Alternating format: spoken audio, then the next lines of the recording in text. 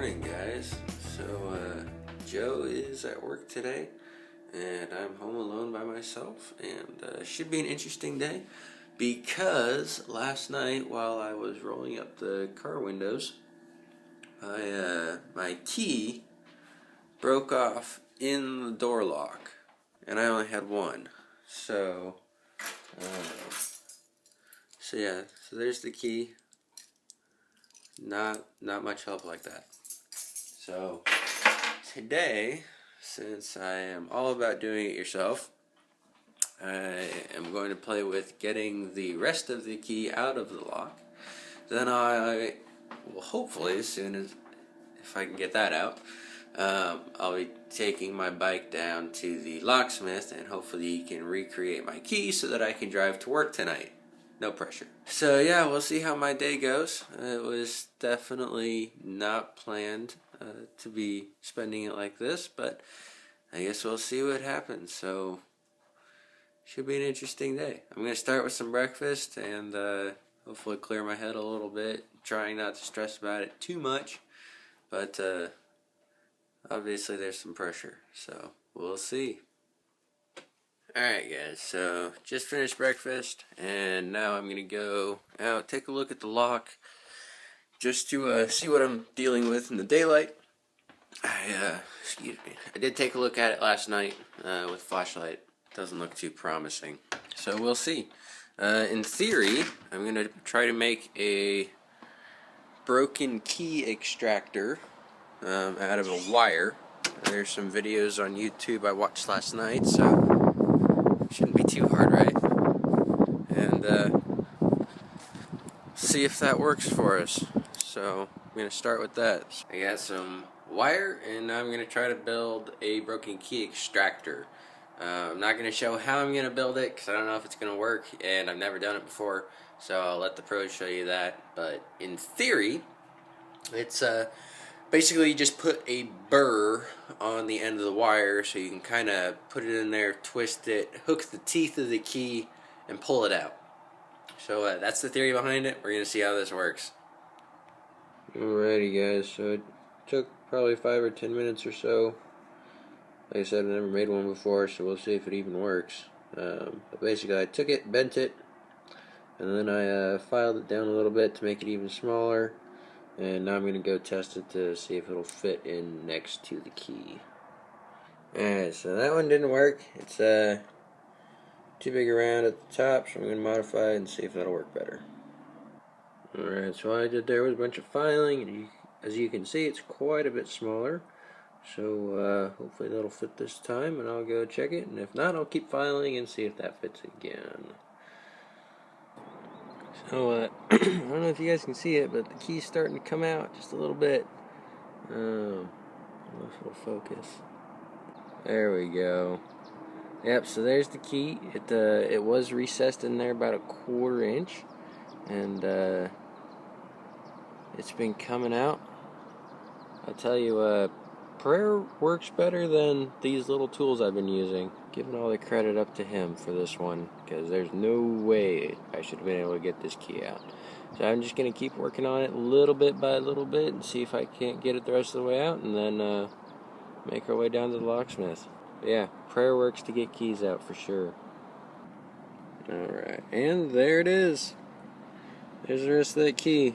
Can't believe it came out. Alright, so now we're on our way down to the locksmith. See how long this will take. Hopefully we'll have that key by lunch.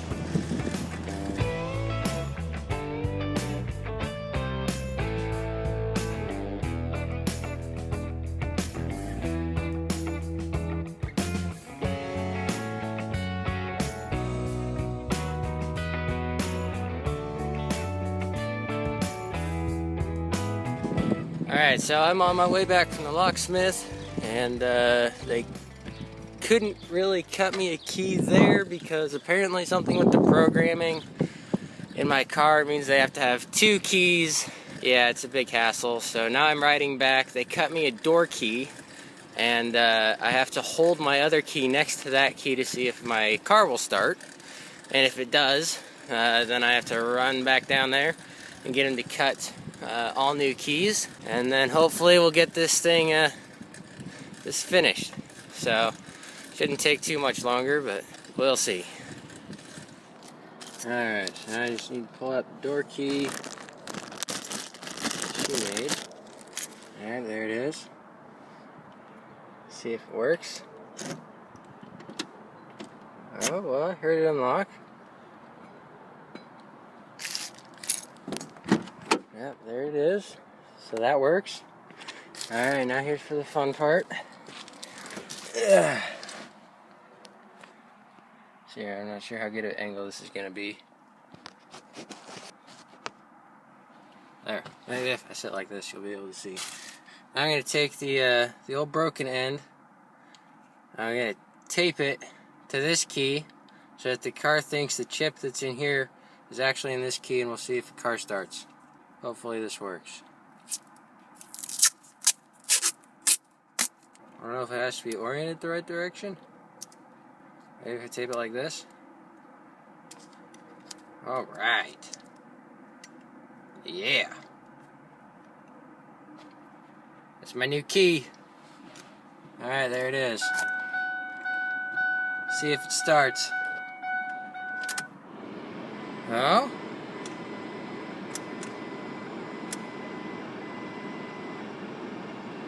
Didn't start. Let's see here. Huh. Well, let me play around and I'll get back to you. Alright guys, so quick update on the car. I ended up taking the transponder chip out of my old key. Watched some YouTube videos. It was a bit of a gamble, wasn't sure if I should have, but I did.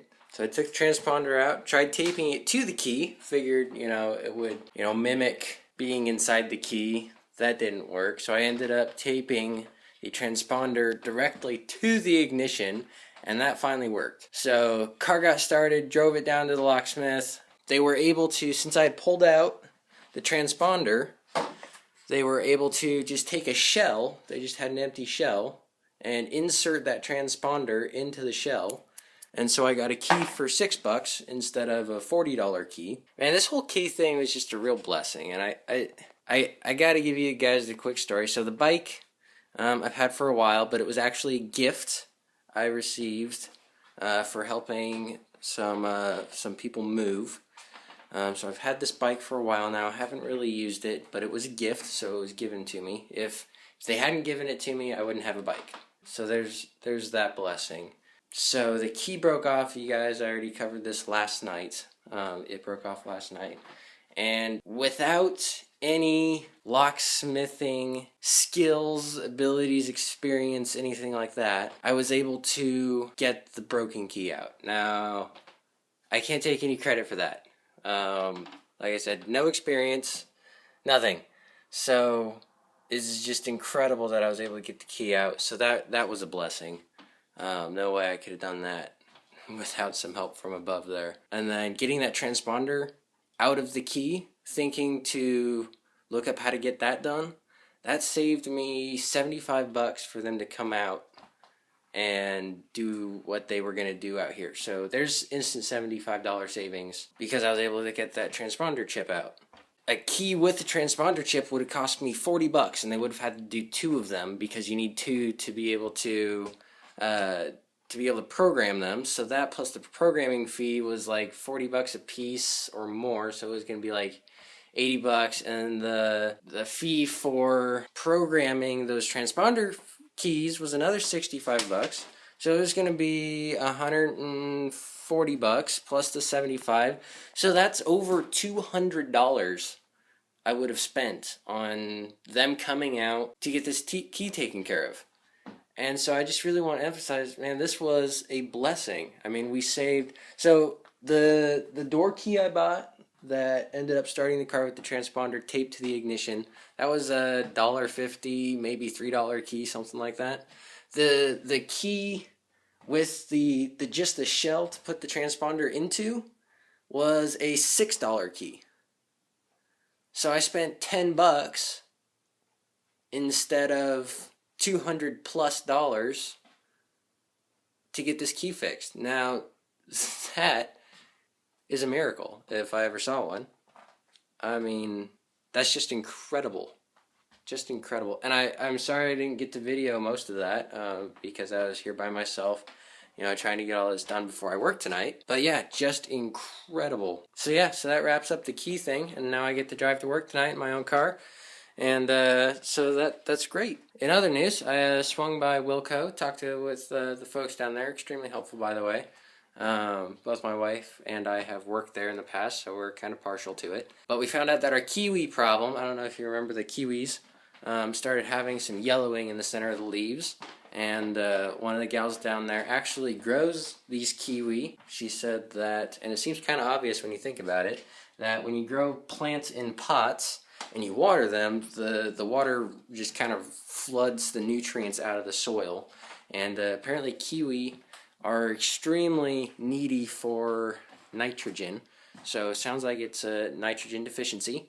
And she recommended some fertilizers, and I took a look, and I need to talk to Joe before I pick some of those up. But I also want to maybe look at some DIY options. So keep your eyes tuned for some possible do-it-yourself nitrogen fertilizers, and we'll see what we come up with. But hopefully we can find something. I'll do some Google searches this afternoon, and we'll see what the rest of the afternoon takes us. But I'm going to go mow the lawn. Alright, hey guys, it's kind of early to be ending a vlog. It's only like 4:30, but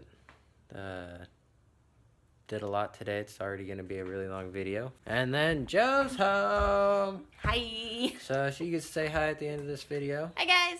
So, yeah, she got home early. I'm so tired. She's tired. It was really hot last night. So, we got horrible sleep yeah, last night. terrible sleep. I hate hot weather. But, Hi. yeah. So, thanks for watching. Like, share, subscribe, and we'll see you next one. Bye. Bye.